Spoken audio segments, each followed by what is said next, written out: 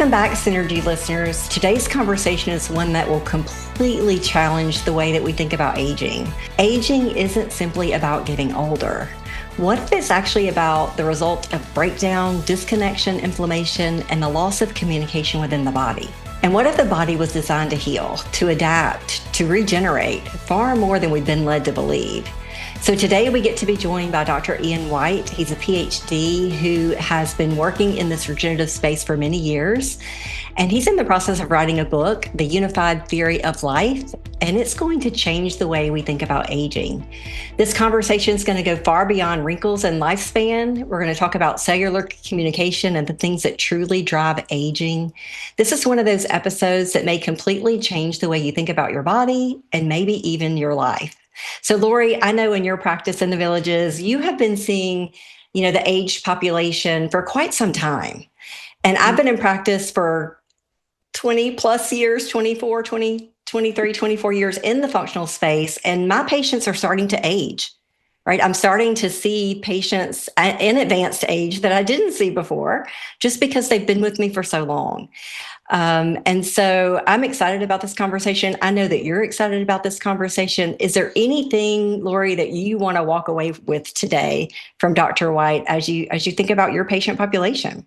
Yeah, I think the biggest thing is not just me walking away today, but people walking away from this today feeling very excited that age chronologically is one thing, but biological age is something different. And you are not a victim of your age.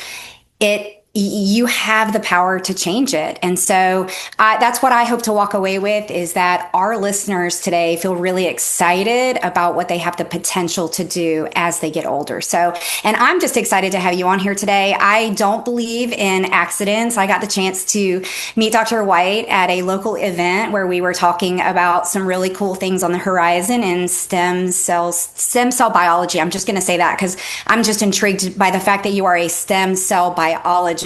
Like that to me was just intriguing all of its own. But just being there that day, to me, really opened my eyes and got me super excited about what's on the horizon. So I was just thankful to be there, thankful to meet you, which led to this conversation and some others that we've had. So thanks for joining us today. I know you're super busy. Super, super busy with all you have going on, but you took time out of your schedule. So I just want to thank you from the bottom of our hearts that you're here today sharing your knowledge.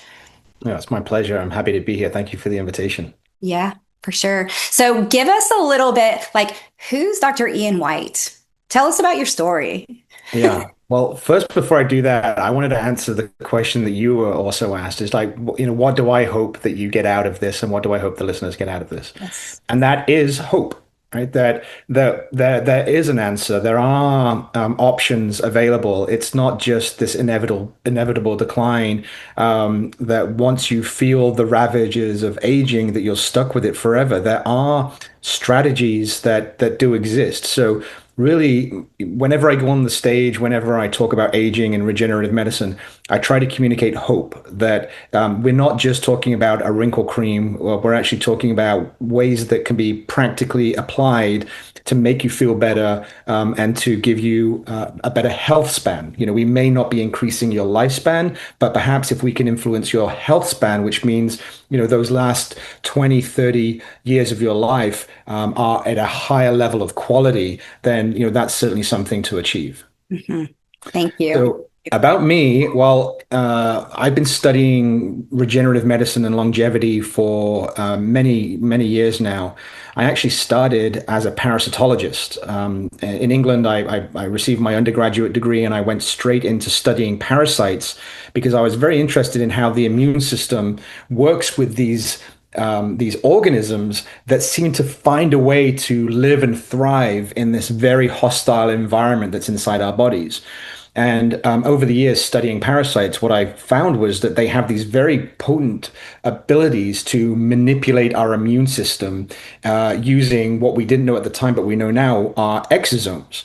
So these exosomes, which, if you're familiar with this area of regenerative medicine or longevity at all, is a very big buzzword right now, because it's one of the modalities that we're able to utilize in order to modulate inflammation. And if you're familiar with the term inflammaging, you know that inflammation is one of the main drivers of aging. And so by in a very interesting sort of convolution, if by studying parasites, I was introduced to the idea that we could manipulate our immune system in a way that could benefit us as it does the parasites. So the evolution of my research went from parasites to the immune system, and then from the immune system to the birth of the immune system, which are stem cells. So immune stem cells. I studied stem cells for many, many years.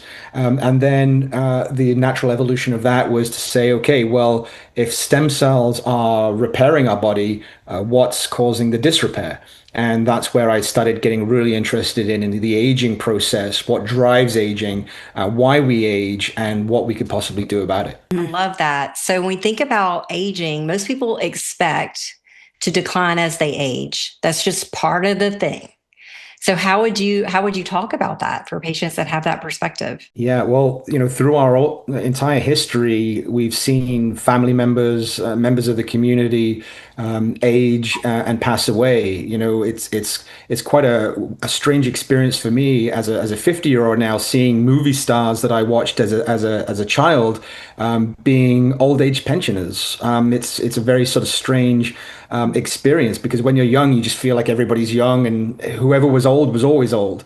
But there's this, inevitable decline that we're seeing in ourselves and in our friends and family, and we just sort of get used to that as a natural process of life. You're going to get gray, you're going to plan for retirement, and that's the way of things. But as a biologist, what we see is that aging is actually something that can be negotiated with. So in our species, we're somewhat isolated in the mechanisms by which we age. But there are many other species out there that we study as scientists that have uncoupled biological aging from chronological aging. So I often talk about species like the Greenland shark, which can live for over 400 or 500 years in the ocean, and they don't even become reproductively mature until they're 150. Wow. Wow. And they I want gestate. what they're having. Right. Well, that's why we're interested in those species. But they gestate their young for 18 years. Mm. So if you have that sort of time scale in your lifespan, you're obviously doing something very different from a biological perspective than perhaps a mouse or a dog or even a human. We look at these giant turtles and tortoises, sorry, that live, for 300 years. They're obviously doing something very different as well. They're not just living in the ocean; these are terrestrial. They live on land. But by far, one of the most interesting species is a species of jellyfish called Teratopsis dornii, and it's also known as the immortal jellyfish. And what that does is that after it's born, it matures to sexual maturity where it's able to reproduce. And then it says, you know what? I've had enough of being adult. I like being a kid. And so it de-differentiates back to a baby, back to a polyp. And it just keeps doing that over and over again. So it will be a polyp, a baby for a while, and then it will start maturing again and become an adolescent, and then an adult and a reproductive adult, and then it will de-differentiate. And so some experts believe that we have jellyfish in our oceans today that were born over 5,000 years ago. And the only reason they die is because of disease or predation. They get eaten, but they don't actually age. So when I learned things like this, I'll give you one other quick example. Lobsters. Lobsters. Yeah, I There are read that. species of, yeah, and there's a species of carp called the buffalo carp. They just keep growing. They don't show any biological signs of aging. In fact, if you took a buffalo carp at 100 years old, you wouldn't know that it was any different than a 1 year old, other than the fact that it was much larger, but it reproduces exactly the same. It has the same biology. There's no degeneration. And so what I was learning from these species is that you could uncouple biological aging and chronological aging, and there are mechanisms that exist in nature that don't break any fundamental laws, because we see it existing, where you can keep a system, a biological system, a body intact for many hundreds of years when other species don't. And that question there was sort of what drove my research. Why can these guys do it and these guys don't? What is the difference?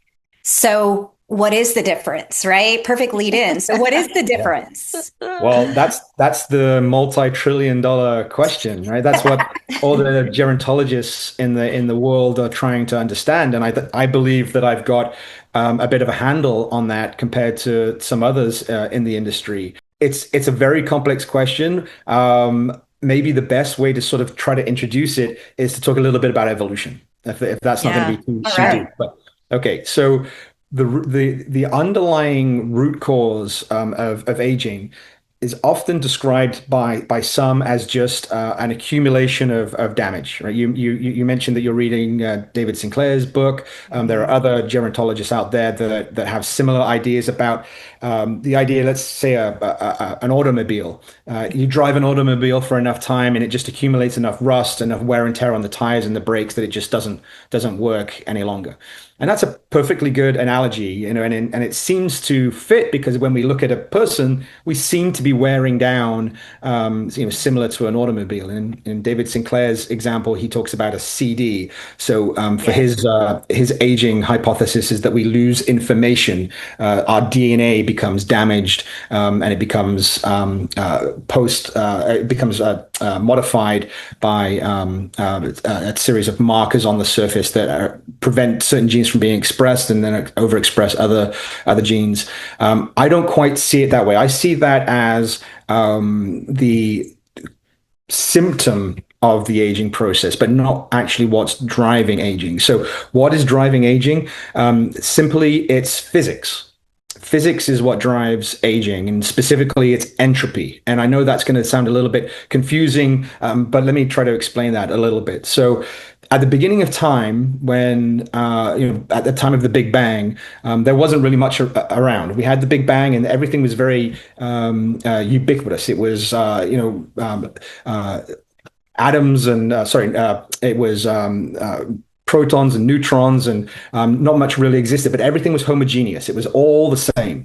But then over millions of years, we had events like coalescence, where you started creating actual chemicals, helium, hydrogen, and other more complex chemicals.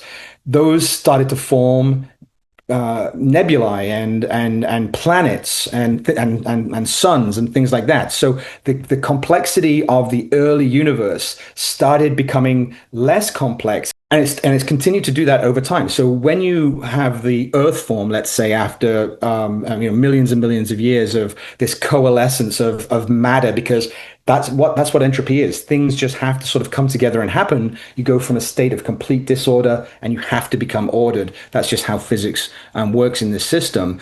You start getting early molecules that form on Earth. But those early molecules are subject to entropy, just like everything else. So they're being bombarded by radiation. The heat was very high. So those early molecules that formed were ripped apart very, very quickly. But then over time, what we ended up seeing, we didn't see it, we can assume it. Molecules started figuring out ways to protect themselves from the environment, and the environment became less abrasive. And so we got sustainability of these molecules. But again, they're subject to entropy, they're subject to the damage of their environment. So they had to start developing ways to repair some of that damage. And if we look at early bacteria, for example, one of the really interesting ways the bacteria solved an aging problem was that when a bacterium was getting old, so all the molecules inside the cell were starting to become oxidized, or they were getting damaged by radiation, they would have to absorb fresh molecules that were just freshly made, right? So that's low entropy coming into the cell. I hope that I'm not getting too complicated. So you've got a cell with aging stuff in it, and now it's feeding itself with new stuff with low entropy. And so the analogy, if we're thinking ahead, is that we eat food. That food is low in entropy, but we'll get there later. So it's taking in these new molecules that are not oxidized and not damaged.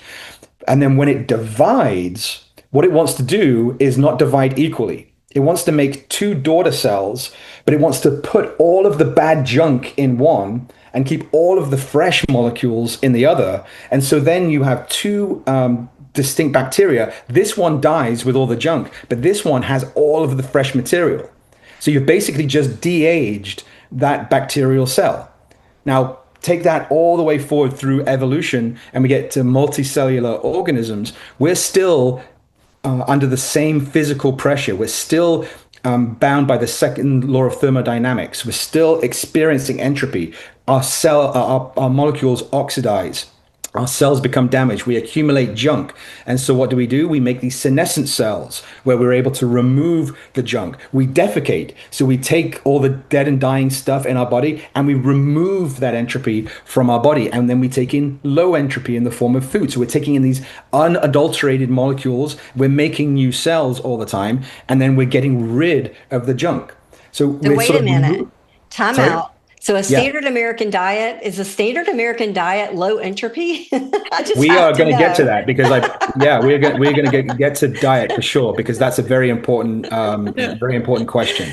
So just to finish that thought, yes. So our bodies over evolution have figured out ways to battle against the accumulation of damage, of the buildup of entropy. However, it can never outpace the buildup. And in fact, the reason is, I believe, that we've evolved to work with entropy, to work with this buildup of damage in order to have an off switch.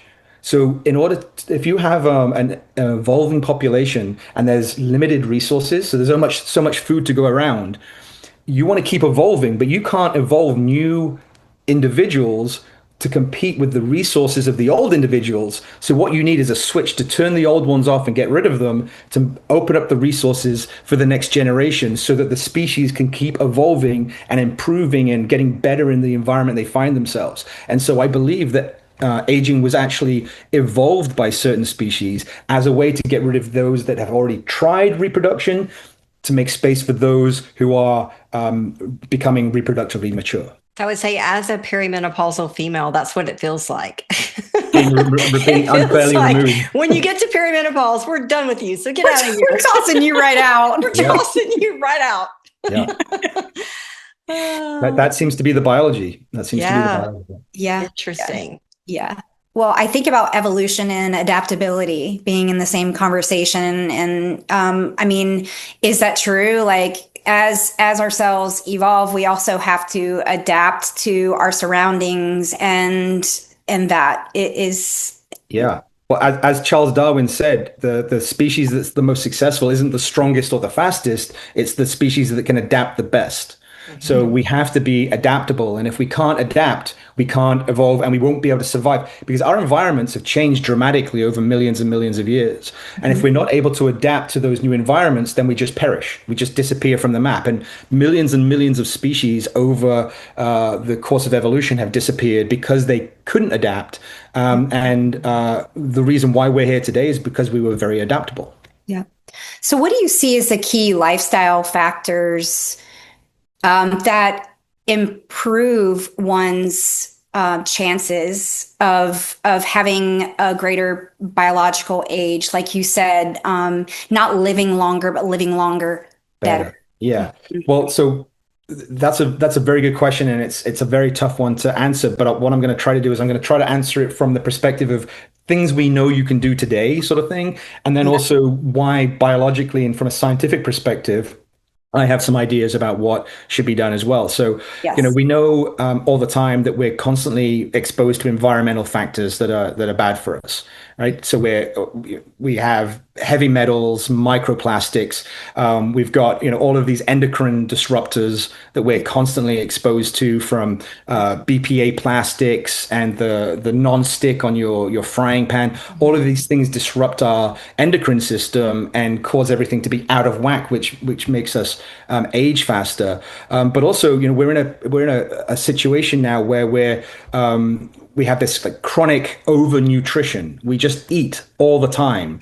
Food is just naturally abundant everywhere, and we just eat and eat and eat, and that leads to persistent insulin signaling and mitochondrial dysfunction, increase in reactive oxygen species, mitochondrial dysfunction. All of these things where some science demonstrates that a calorie restricted diet is actually very good for you, because you're able to mitigate and reduce a lot of those things. If you're constantly eating, you're constantly activating mTOR, which is a growth factor, and that causes a lot of issues. And that's why rapamycin has been or was thought to be a promising antidote to aging because it turns off the mTOR pathway. So rapamycin is a huge sort of name in the anti-aging industry. It doesn't seem to have the benefits that we thought it might, but all of these things, contribute. But one of the, anxiety, that's another thing. We're constantly in a state of fight and flight. We're constantly stressed. We're not sleeping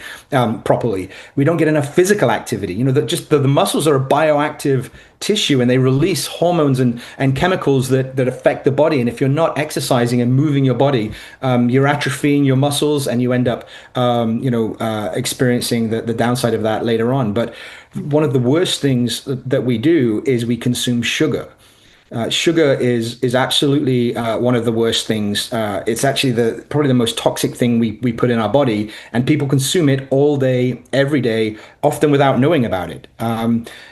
If anybody could do anything about their health, right now, the first thing and the easiest thing they could do is just to cut out sugar from their diet. Table sugar, even the fructose from fruit, unfortunately, is bad for us. Everything in moderation. We get a lot of nutrients and vitamins from fruit, but the sugar, fructose, is particularly bad. It cross-links proteins in our bodies, and we get these things called ages. It's just funny that it's called ages, but it's an advanced glycan endpoint. And what that means is that your proteins, especially your collagen, while you feel stiff in the mornings, is cross-linking with these sugars, and it can't be undone. And once it's locked into place, that's it. If you have a tissue that doesn't turn over, like your collagens in your body, then it's going to be there, and it's just going to keep getting worse. So you have to cut out sugar, but when we talk about sugar and when we talk about preservatives and all the junk in the American food diet,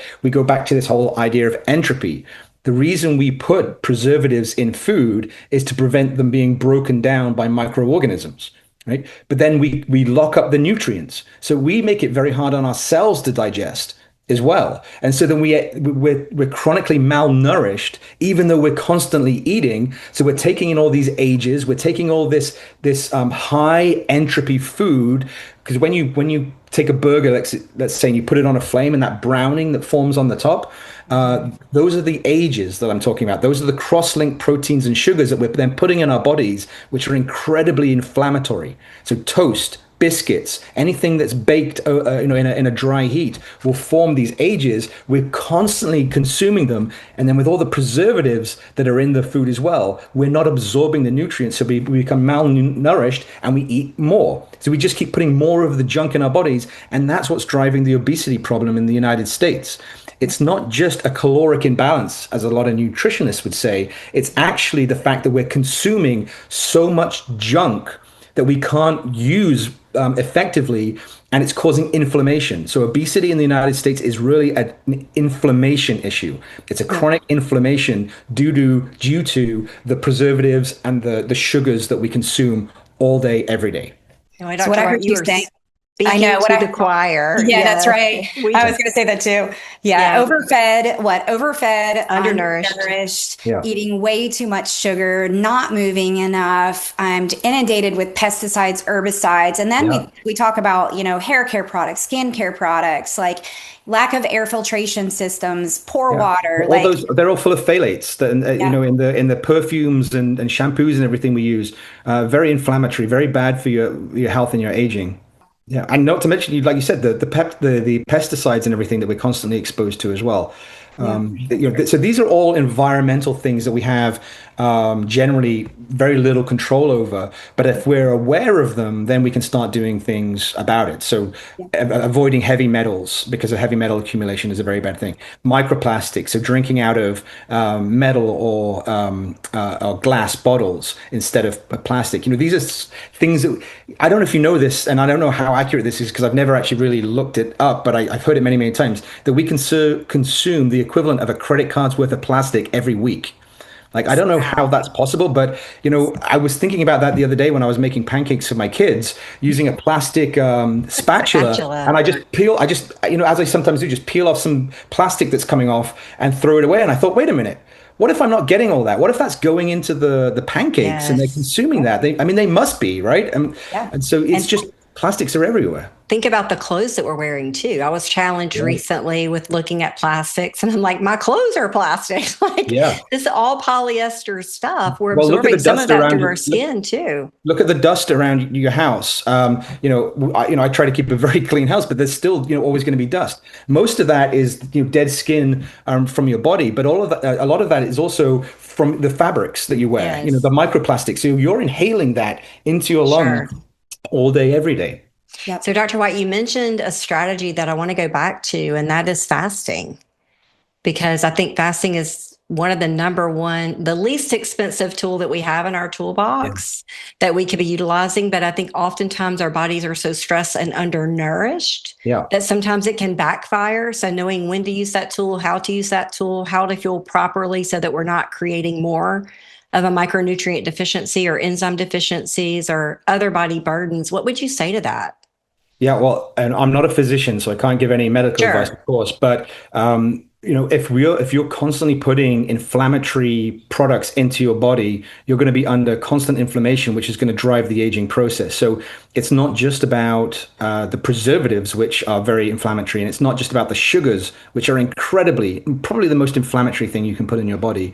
But it's also the fact that genetically, certain people have intolerances to certain foods, and so it's a really good idea to not only necessarily restrict your caloric intake, but also make sure that you're not consuming the foods that cause you inflammation. And you can get blood panels for that to figure out whether you're sensitive to certain food types. And you should consider avoiding them because anything you can do to reduce your chronic inflammation, and everybody that's listening to this right now is experiencing some form of chronic inflammation, whether it's from environmental factors, from food, or from parasites. Maybe more people than realize it have parasite burdens that are causing inflammation. So all of these things you can have tests for. So if you're interested in your longevity, consider reducing how much you eat. When you do eat low entropy food. So one of the chapters in my book is called Eat the Sun. And obviously you can't physically eat the sun, but the sun is the lowest form of entropy in our solar system. Right? It's the lowest form of energy. We can't utilize that energy, but plants can. And so if the plants are taking that low form of entropy and they're turning it into material that we can consume, that's the lowest form of entropy that we can have access to, and that's what we should be consuming. So uncooked raw fruits and vegetables are a really good source of low entropy. So that means proteins and peptides and molecules that haven't been adulterated by reactive oxygen species and damage, rusting, the equivalent of rusting. So if you're gonna eat, which you should, eat low entropy foods and eat a diverse set of foods as well. So instead of eating a whole lettuce, eat a mouthful of lettuce, a mouthful of celery, and a mouthful of carrots. Diversify because the exosomes and the goodies, the micronutrients that are present in those are different between different species of fruit and vegetable. And so it's a good idea to diversify yourself and take those in.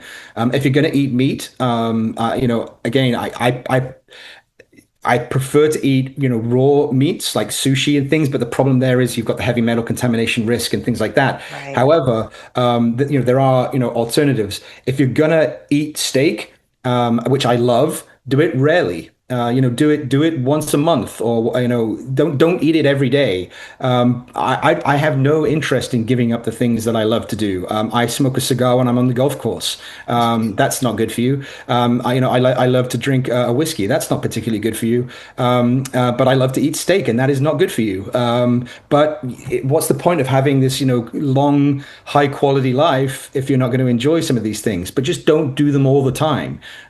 Keep the calorie restriction low, eat low entropy foods, eggs, great example of low entropy food, in addition to fruits and vegetables. And then exercise and sleep. Those are the easiest things that you can do that cost basically nothing. And I'll tell you one more thing that costs you nothing. I don't know how many people on this call will have the ability to do this because there are age restrictions. But donating blood is actually a demonstrated way to remove the junk that accumulates in you. So these ages and all this other stuff that you can't excrete, you can't get it out of your body. It just keeps accumulating. When you donate blood, that blood is useful for a trauma patient, but it also gives you the ability to dump all of that entropy that's accumulated in your body, and then your body makes new blood cells from all the new eggs and vegetables that you've just eaten. So you've just replenished yourself. So that doesn't cost any money, and I know that they don't allow people to donate blood over a certain age. But our ancestors weren't stupid. There's a reason why, and there's a couple of different reasons why, but there's a reason why they used to bleed people with leeches and other technologies. It's been proven to bring people out of stupor and bring people into a sense of vitality when you remake your blood, when you get rid of the toxins out of your blood. As practicing medical providers in this area, I love right now that we have the ability to bridge the research and science with the practice. Kelly and I in our practices, having been doing this for quite some time, one of the things we tell our clients is that there's not one standard way of doing things. Like diet by definition is what we feed ourselves on a daily basis to nourish ourselves, right? To generate the energy that we need to live. And we don't subscribe to a single way of eating. There's so many things out there, right? Follow this diet or follow that diet. The reality is throughout the seasons of our lives, as we adapt, change, where we're at, our body needs different things, right? And so, we think about like fasting, although it has great data, there's for women and men, it's different. When they should be doing that is different. So I really appreciate that you went back and said, listen, I'm not a medical provider. I'm a scientist. And this is what I'm saying. And this is what I see. Yeah. And I love that perspective. I love having conversations like this for that very reason, because we've got to be able to bridge that gap. Right. That's right. And I want to go back to the food sensitivity testing, because that is one of the big tools that we use in helping patients define an anti-inflammatory diet for themselves. A lot of times once a year, especially if they've had a chronic illness, we do encourage them to do a pretty extensive food panel to have a designer way of eating that decreases their overall inflammatory burden. So I'm so happy that you brought that out. But another way that we have been able to pick up on food sensitivities is wearables. So wearing a continuous glucose monitor or wearing an Oura ring, where we can either see changes in blood sugar that aren't relative to carbohydrate intake, but like that food creating an immune response, creating an elevated blood sugar temporarily could be a way of picking that up. And then also elevation in heart rate. Sometimes with the Oura ring, we'll see elevation in heart rate happen with a food that is a healthy food, but for that person, it's creating an inflammatory response. So there are many different ways to assess your body and determine foods that may be reacting in your body that may not react in someone else's body. So I'm a fan of that. I think the more information we have, the better we can design a lifestyle that decreases inflammation and makes us feel better. But that's really one of the main differences between healthcare today and healthcare when I was much younger, when my parents perhaps were my age. We have more agency over our healthcare. Previously, we were just passengers, and we would listen to our physicians who were using the information they learned at medical school. But nobody in medical school was taught regenerative medicine. Nobody's taught anti-aging. In fact, the CDC doesn't even recognize aging as a disease. And so, today, with the access to the internet and also biohacking and the ability of scientists like myself to be able to come on a platform like this and talk, the average person is able to gain access to figure out what they can do themselves to improve their journey, instead of just taking a physician's word for it, who may not be fully trained in longevity and regenerative processes. So anybody listening to this call today has an advantage over anybody from a few decades ago. I have so many questions. Like, we could be here all day long. So do you think that aging should be classified as a disease? It is a disease. It is a disease. So we spend $5 trillion a year. I'll just take a second to let that sink in. $5 trillion a year treating the symptoms of aging. So arthritis, cardiovascular disease, diabetes, neurodegeneration. All of these things are just expressions of aging. We don't really see that in the young population unless there's, we always have outliers, of course. But really, all of these things are a symptom of the aging process. So at my company, Neobiosis, what we do is we study upstream. We study the aging process. If we can study that as a disease and understand how to treat and potentially cure aging, then all of those diseases that are currently consuming $5 trillion a year could evaporate, could go away. We already have products on the market that can help with arthritis. You take these products. I'm happy to talk about the science behind those if you're interested. We can put those in the body, and the body is sort of tricked into thinking that it's young again, and it heals like it did when it was a baby. And so we're able to tap into this idea that we can uncouple biological aging from chronological aging that we saw in all these other species, and we can trick the body into thinking that it's chronologically much younger than it is, and then we affect the biological aging as a result. I do want to get into that because that's so interesting. But I think about our listeners that are aging, right? And they have gotten to, say, 65, 70, 80. And they're like, I just want to do what I want to do. Yeah. I don't want to change. I don't want to eat better. I don't want to move my body. I don't want to. And I'm like, this is the time you have to double down. Aging is not for sissies. And if you want to live well, function well, be well, there are certain things that you kind of have to double down as we get a little bit older. Would you agree with that? Do you think that's practical? Unfortunately, there are no silver bullets. All right, until my research gets funded and I find the cure for aging, we're not going to have a silver bullet. But if you don't want to feel the ravages of aging, and because they're going to get faster and faster, and more severe as time goes by, you have to do something about it. There's nothing else you can do other than get off the sofa, get out there and play pickleball, move around, just do some gardening. I'm relatively young still. I don't have a lot of free time to go to the gym as I used to. I used to be a long distance runner. I haven't had the time really to do that. So I do other things. I'll try to get out and go fishing for a couple of hours, or I'll go into the garden and I'll do some weeding. But because at least I'm moving. It's not the resistance training that I should be doing, and everybody on this call should be doing some for. Again, I'm not a physician, but I do recognize the benefits of resistance training to build up that muscle mass or maintain the muscle mass, because muscles are such a biologically relevant tissue in our body as it ages. You've got to do something about it. Now, I did say there's not a silver bullet, but there are countermeasures that can help. And so, for example, my father is in his mid 70s.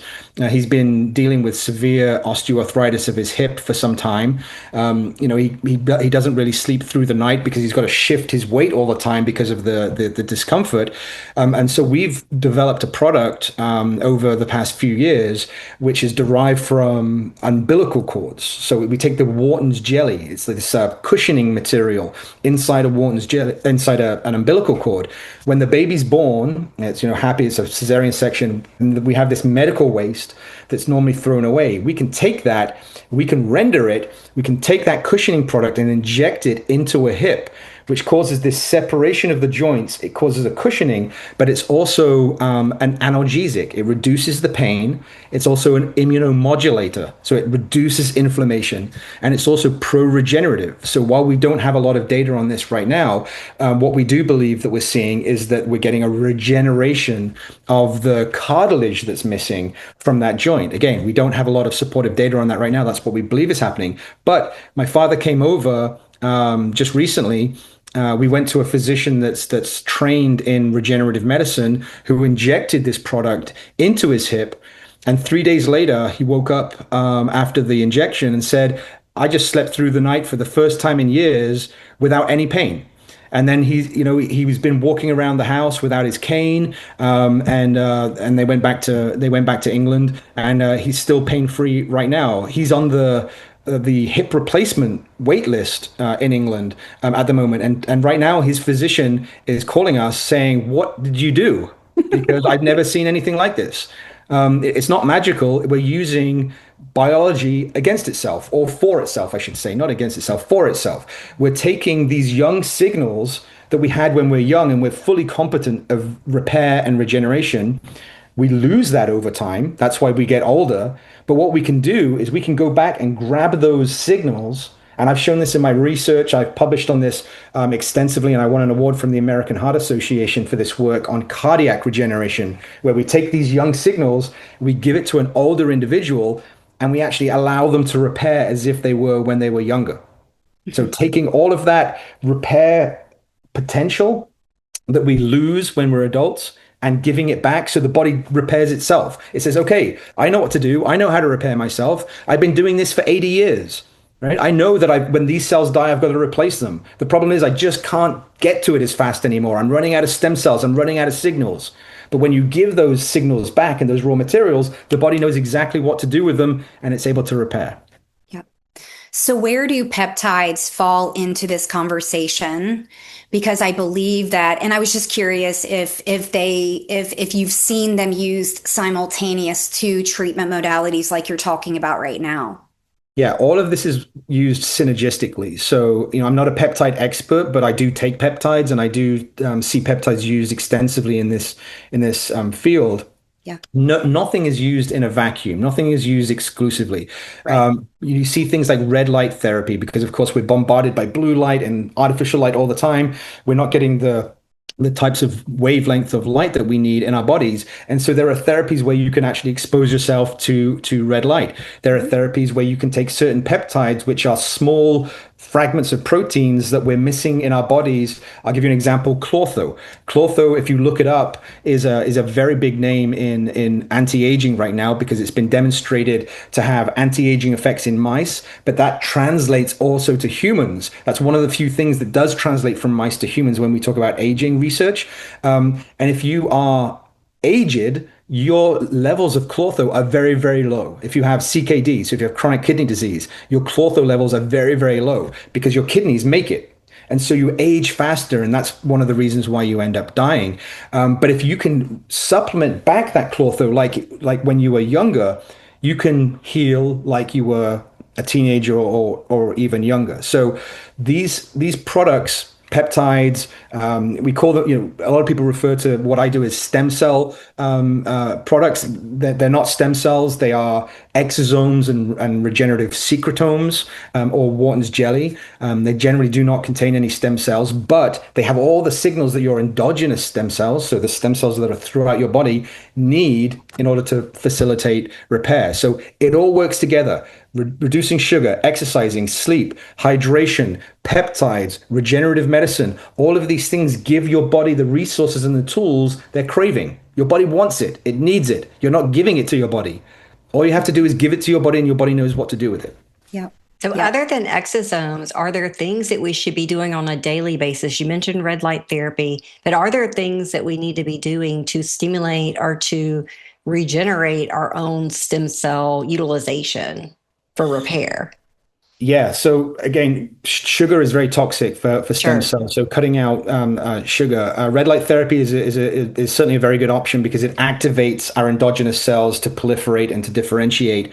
I wouldn't do exosomes every day. It is a modality that's available, especially if you're injured. Aaron Rodgers received an Achilles heel tear a couple of years ago in the NFL, and they were injecting our exosomes into his Achilles so that he could heal faster. We're just providing the raw materials the body needs in order to heal itself. He's an older, he's in his 40s. He doesn't heal like he would when he was in his 20s. So you're giving these modalities back. But anything that you're chronically missing, so peptides and hormones are very, very important. If your hormones are out of balance, your body is out of balance, your immune system is out of balance, and it's just racing to the end.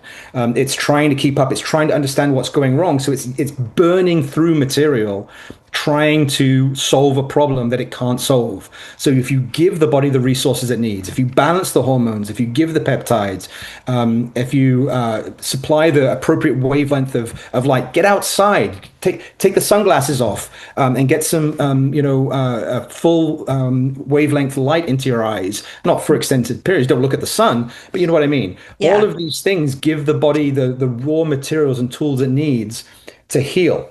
It always has known how to heal. We lose 300 million cells a minute, sorry, just doing what we do. That's why we have so many skin cells. That's why there's so much dust around. We lose cells all the time throughout our entire body. The body's repairing all of the time. But if you don't have the resources, it can't keep up with the damage. And that's why we see this exponential race towards the end. If you So that's why, yes, I want to go back to something you said that I heard and we kind of skimmed over, but earlier you said that as we get older, that's going to speed up, Yeah. right? Yeah. And I wanted to go back to that because that's why I feel like we have to be so repetitive, so loud about that it not being if we leave leftover time to do the things that are most important to us, we're going to get leftover results, right? And as I work so hard because of my clientele, I have a lot of 70s and 80-year-olds, and I tell them, and I've seen this, in the 60s, your body's still it's still a little bit forgiving, still a little bit. 70s, far less. You hit 80, I tell them if you are not in active pursuit, like on full speed to be doing the things, then you are in active pursuit of dying. Like there's no stability here. So I feel like that's what you say is that speeding up. And I wanted to go back to it just because I wanted to understand why you were saying that. Yeah, I mean, I'm just coming up with this analogy off the top of my head, so forgive me if it's not a particularly good one. But imagine you've got a barrel and there's a leak at the bottom, but the weight of that barrel is keeping everything, your structure together. It's like balanced on something that's balancing everything else out. As the water is leaking, that structure is becoming more unstable because the barrel isn't doing its job. Once it's empty, everything just falls apart. So if you can keep topping it up, or if you can stop that barrel from emptying, then you're going to keep the surrounding structures more intact. And that's the best analogy I could come up with off the top of my head. But we're losing the race. As soon as you're born, you're dying. I think that was an Iron Maiden song or something, yes. but it's true. So the science actually backs that up as well. When we're talking about entropy, the ability to shed entropy increases while we're developing. But as soon as we're born, we see this precipitous drop in our ability to shed entropy. We lose it again at puberty. We start losing that ability, and again at menopause and andropause. So andropause is the male version of menopause, as you know, and then again in our in our mid to late 60s. So there's 4 periods in our life where the accumulation of entropy accelerates, which is pushing aging faster. So we experience it when we're born, when we're going through puberty, when we're going through menopause, and in mid to late 60s. Aging accelerates. So if you're not doing the things that can mitigate that, like sleeping, exercise, peptides, regenerative medicine, reducing heavy metals, toxics, inflammation. If you don't take anything away from this at all today, other than the word inflammation and how that affects the aging process, then you'll be fine. Inflammation drives this more than anything else. Reduce the inflammation in your body, you're going to see that, you're not going to see such a precipitous increase in the aging process. It's going to happen until we understand the biology of aging better, which is my job. That's what I'm doing. I'm studying aging to try to understand and get to the fundamentals. But in the meantime, don't allow the faucet to be open full. Close that faucet off. Stop the leak. Replenish with all the things that you're missing, the chlortho and all those other things that you just can't make when you're older like you did when you were younger. I love it. Thank you so much for not only your time today, but your contribution to science. Mm-hmm. We need you doing what you're doing to help us understand better as clinicians so that we can take this to the bedside and help our patients live and function their best. So thank you. That's my pleasure. That's, I see this as my gift and my curse, because all I can think about is how to push this field forward, because I see it as a solvable problem. We just need the funding and the resources to be able to do it. So that's where we're focusing our effort. This is by far the most important thing I've ever done in my career. And I think it's the most important thing to study in biology, because if you can slow or pause the aging process, you take away so many different diseases and you give people so many options. And quality of life. Yeah. quality of life. So if you would let us, we would love to have you back, because I think we had a few hooks today of things that we really need to be talking about. Understanding, like really differentiating what truly is a stem cell, because we know about the talk out there, and then what are exosomes and those types of things, and what is the science behind all of that. Our goal is really to keep an informed person. We're part of that in our individual clinics, but with a platform like this, our reach is far greater, and we want smart consumers of healthcare. We believe that people are the CEOs of their health, and it takes education from the right people, not influencers, educators, right, to do that. So again, from the bottom of our hearts, thank you so much for being here today. We'd love to have you back. Before we go though, is there anything that you can share? Like, how do people get in contact with you? Is this book out? When is it coming out? Is there anything that you would like to leave our listeners with that they can hear more from you? Yeah, great. Thank you for that. Well, I can be found on LinkedIn. I'm happy to provide a link to that. Our website is neobiosis.com, where we have some very basic information. But we also have a cosmetic brand out. So all that science that we're studying when it comes to the aging process, we've been able to derive a couple of products that we think helps the aesthetics and cosmetics industry. So we have liliumpure.com, which is a product that we're working with right now. So those are the two main areas. My book isn't out yet, but I will be attending A4M in December in Las Vegas. I don't think I'm speaking this year. I usually speak every year there about the aging process, but I don't think I'm speaking, but we do have a booth. So if anybody wants to meet up, I'll be in Las Vegas the 11th through 13th, I believe it is, of December.